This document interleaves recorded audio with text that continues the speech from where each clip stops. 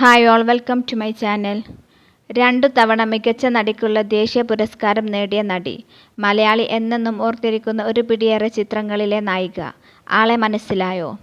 പഴകുന്തോറും വീര്യമേറുന്ന വീഞ്ഞുപോലെ അതിശയിപ്പിക്കുന്നതാണ് പഴയ ഫോട്ടോഗ്രാഫുകൾ. അത്തരത്തിലുള്ളൊരു ഫോട്ടോയാണ് ഇപ്പോൾ ശ്രദ്ധ നേടുന്നത്. മലയാളികളുടെ ഏറ്റവും പ്രിയപ്പെട്ട നടിമാരിൽ ഒരാളാണ് ഈ ചിത്രത്തിലുള്ളത്. ആളെ ഒന്ന് ഗസ് ചെയ്യാമോ? മലയാളികൾക്ക് ഏറെ പ്രിയങ്കരിയായ നടിയും നർത്തകിയുമായ ശോഭനയാണ് ചിത്രത്തിലെ കുട്ടി.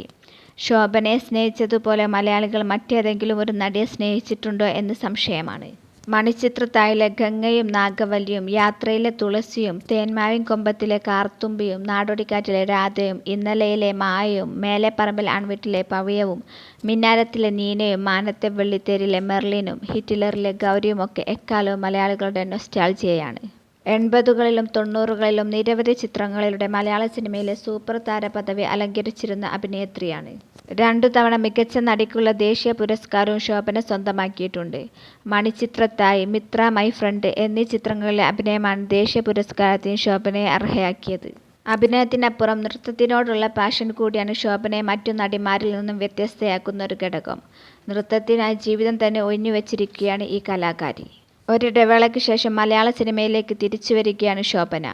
തരുൺ മൂർത്തി സംവിധാനം ചെയ്യുന്ന തുടരും എന്ന ചിത്രത്തിൽ മോഹൻലാലിൻ്റെ നായികയായിട്ടാണ് ശോഭനയുടെ തിരിച്ചുവരവ്. ഈ വീഡിയോ ഇഷ്ടപ്പെട്ടാൽ ലൈക്ക് ചെയ്യാനും ഷെയർ ചെയ്യാനും ചാനൽ സബ്സ്ക്രൈബ് ചെയ്യാനും മറക്കരുത്. Thanks for watching.